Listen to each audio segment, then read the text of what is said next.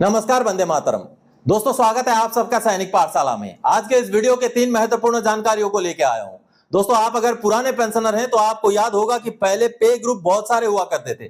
चाहे आप आर्मी के हों, नेवी के हों, एयरफोर्स के हों, तो उन ग्रुपों को मर्ज किया गया। तो जब ग्रुप मर्ज हुए थे तो पेंशन में भी बदलाव हुआ था, उसका एरियर का भी भुगतान हुआ था।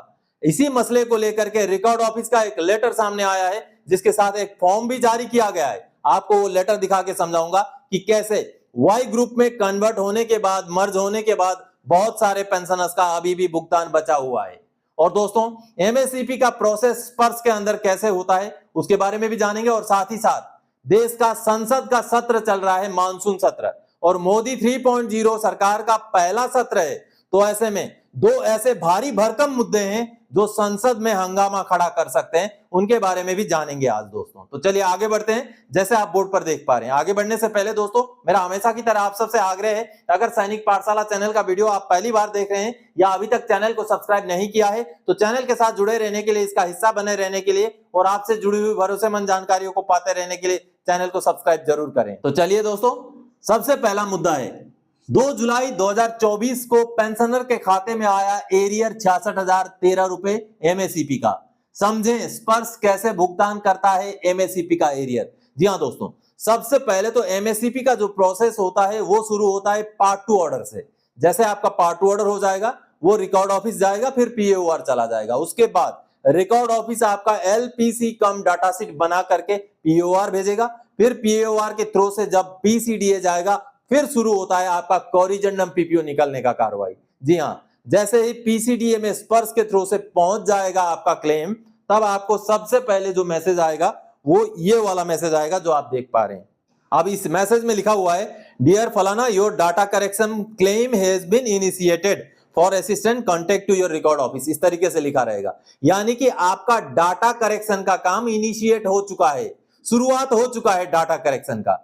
उसके कुछ दिन बाद आपको और एक मैसेज आएगा और वो मैसेज रहेगा ये, डियर फलाना, your data correction claim has been successfully audited. इसका मतलब आपका जो डाटा करेक्शन के लिए क्लेम आया था रिकॉर्ड ऑफिस से, पीओआर से, वो क्लेम ऑडिट हो चुका था है सक्सेसफुली, यानी कि आपका पीपीओ अब कभी भी जारी हो जाएगा। उसके बाद दोस्तों आपको मिलेगा पीपीओ। ये सामने पीपीओ आप देख पा रहे हैं, ये एक हवलदार रैंक के पेंशनर का पीपीओ है। जब उनका एमएससीपी नायब सुधार के लिए केस प्रोसेस हुआ तब ये पीपीओ जारी किया गया। जैसे आप पीपीओ देख पा रहे हैं। अब इस पीपीओ का दूसरे पेज में अगर आप देखेंगे तो ये पीपीओ जारी हुआ है 20 जून 2024 को, जैसे आप देख रहे हैं। और इस पीपीओ में बहुत सारे बदलाव किए गए हैं। पहले उनको हवलदार ग्रेड का पेंशन मिलता था, जो एमएससीपी बाद में बदल करके नायब सुधार ग्रेड का हो गया है। तो यहाँ पर जो डिटेल्स आप देख पा रहे हैं, उनका पेंशन में पूरा बदलाव करके ये पीपीओ जारी कर दिया गया है। इस पीपीओ के जारी होने के बाद दोस्तों पेंशनर फिर चिंतित हो जाते हैं कि उनको पीपीओ तो मिल गया, लेकिन अब पेंशन में बढ़ोतरी कब होगी और उनका भुगतान कब होगा, एरियर कब मिलेगा।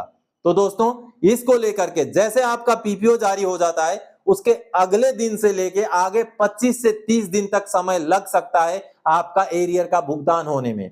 और ये जो दर्शन सिंह जी का केस था, दर्शन सिंह जी को मैंने आज से लगभग 20 जून का उनका पीपीओ जारी हुआ था, तो शायद उन्होंने 21 जून को मुझसे मैसेज किया था। तो मैंने उनको बताया था कि आपका दूसरे दिन से लेकर के आगे 20-25 दिन या 30 दिन तक आपका एरियर का भुगतान में समय लगेगा। और कल परसों उनको ये मैसेज मिला। ये देखिए, अब अगला कार्रवाई पीपीओ जारी होने के 20-25 दिन के बीच में एक कार्रवाई होगा, वो होगा ये वाला मैसेज आपको मिलेगा, डियर फलाना, your account number so and so is being credited with an amount of rupees 66,013 towards lump sum payment.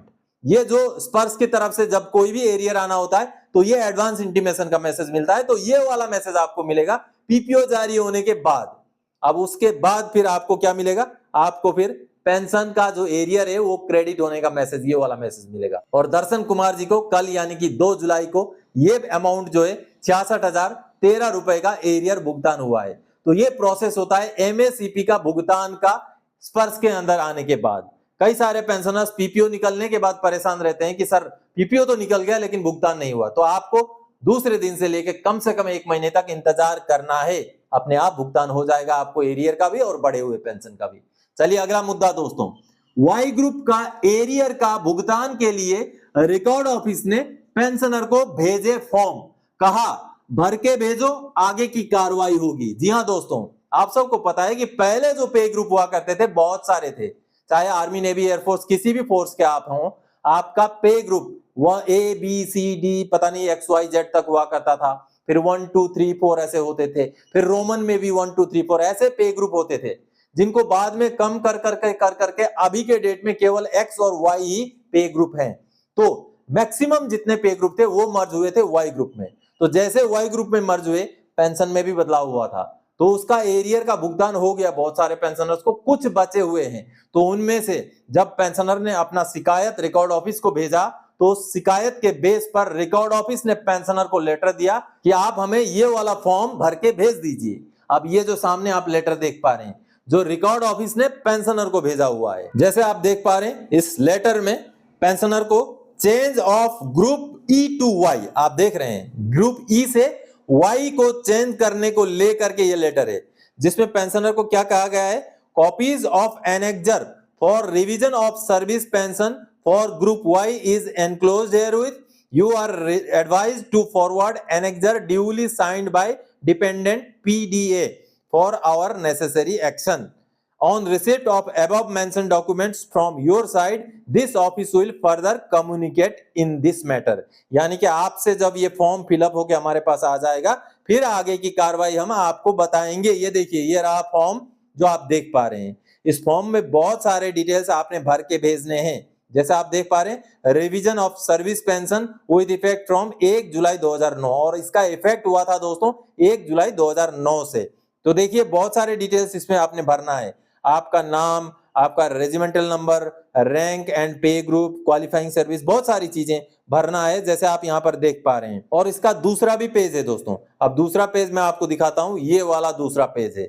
इस पेज को भी आपने भरना है। भरने के बाद नीचे आपका PDA यानी पेंशन डिसबर्सिंग एजेंसी, यानी कि बैंक का जो है साइन हो करके आपने ये बैंक का साइन करा करके रिकॉर्ड ऑफिस को भेज देना है। और नीचे वाला portion to be completed by the record office, यानी कि नीचे वाला जो पोर्शन है वो रिकॉर्ड ऑफिस ने ही अपने लेवल पर उसके ऊपर काम करना है। तो दोस्तों ये फॉर्म आपने भी भर के भेजना है। अगर आपको ग्रुप मर्ज होने के बाद का पेंशन का रिवीजन नहीं हुआ है तो आपको याद दिला दूं, ये 1 जुलाई 2009 से लागू था। तो आप सबने देखा रिकॉर्ड ऑफिस का लेटर भी है और फॉर्म भी है जो भरने के लिए पेंशनर्स को कहा गया है रिकॉर्ड ऑफिस द्वारा। चलिए अगली जानकारी दोस्तों, संसद का मानसून सत्र चल रहा है। अब जरूरी मुद्दे देखिए, वैसे तो मानसून सत्र, संसद का सत्र बहुत बड़ा कार्यक्रम होता है दोस्तों, तो ऐसे में छोटे मोटे मुद्दे वहां नहीं उठ सकते, ये हमें पता है। लेकिन कुछ मुद्दे ऐसे होते हैं जो भारी भरकम होते हैं, जिन मुद्दों में इतना मेरिट होता है कि वो संसद में उठाए जा सकें। जी हाँ, ऐसे ही 2 मुद्दे हैं। सबसे पहला मुद्दा तो दोस्तों 8 CPC, समय बचा 18 महीने से कम, कमिटी गठित हो। जी हाँ दोस्तों, यह मुद्दा संसद में उठना जरूरी है, क्योंकि 8वां पे कमीशन 1 जनवरी 2026 से ड्यू है, और 8वां पे कमीशन का जो कमीशन गठन होना है, उसका रिकमेंडेशन बनना है, इसके लिए कम से कम 18 महीने का समय चाहिए होता है।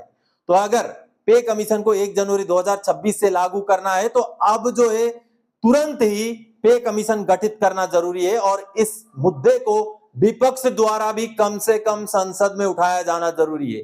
बहुत सारे मुद्दे उठ रहे हैं संसद में अभी मानसून सत्र में, तो ऐसे में ये 8वां पे कमीशन का एक ऐसा भारी भरकम और ऐसा महत्वपूर्ण मुद्दा है जिसमें मेरिट है, जिसमें जो है दम रखता है ये मुद्दा। तो इस मुद्दे को जो है विपक्ष को उठाना चाहिए, सरकार के सामने रखना चाहिए कि सरकार जल्दी से जल्दी कमेटी का गठन करे 8वें पे कमीशन का। इसलिए विपक्ष से भी हमारी गुजारिश है, हमारी अपील है कि 8वां पे कमीशन का मुद्दा बहुत जल्दी संसद में उठाया जाए, अगर सरकार की तरफ से अपने आप इसके ऊपर एक्शन ना लिया जाए तो। और अगला मुद्दा है दोस्तों OROP 3 का मुद्दा। OROP 3 का मुद्दा, वैसे तो आप सोच रहे होंगे कि ये कौन सा बड़ा मुद्दा हो गया, लेकिन बहुत बड़ा मुद्दा है। और ये मुद्दा बड़ा इसलिए है क्योंकि OROP 3 1 जुलाई 2024 से लागू है और 1 जुलाई 2024 निकल चुका है। क्योंकि दोस्तों OROP 3 को रिवाइज करने के लिए 2023 का पेंशन चाहिए, और 2023 का पेंशन आज से 6 महीने पहले ही निकल चुका है। तो 2023 का पेंशनर का पेंशन अगर निकल चुका है, 1 जुलाई 2024 भी निकल चुका है, और साथ ही साथ और एक महत्वपूर्ण बात कि OROP 2 की सुनवाई के दौरान माननीय सुप्रीम कोर्ट में सरकार ने यह कहा था अटॉर्नी जनरल साहब ने यह कहा था कि इस डिले से यानी कि OROP 2 के देरी से OROP 3 में कोई फर्क नहीं पड़ेगा। अगर ऐसा है तो 1 जुलाई 2024 से ही OROP 3 को दिया जाना चाहिए था। तो इस जस्टिफिकेशन की वजह से OROP 3 का मुद्दा भी संसद में उठाया जाना चाहिए, क्योंकि माननीय सुप्रीम कोर्ट का आदेश था, माननीय सुप्रीम कोर्ट का जो फाइनल जजमेंट था उस पर यह लिखा हुआ था कि अगला इक्वलाइजेशन में देरी नहीं होगा। तो ये कहीं ना कहीं कॉन्टेम्प्ट ऑफ कोर्ट का भी मामला बनता है। तो इतना महत्वपूर्ण, भारी भरकम, मेरिटियस मुद्दा है, तो इसको विपक्ष जरूर उठाए संसद में। संसद का ये सत्र चलते चलते ही ये दो मुद्दे हैं, 8वां पे कमीशन और OROP 3 का मुद्दा, जिनको विपक्ष जरूर उठाए अगर सरकार अपनी तरफ से खुद इस पे कार्रवाई ना करे तो दोस्तों, आज के इस वीडियो में इन्हीं जानकारी और इसी अपील के साथ आया था। आगे और कोई जानकारी तक आपसे सरोकार रखने वाला विषय लेके मैं फिर से हाजिर हो जाऊंगा। तब तक के लिए जय हिंद दोस्तों।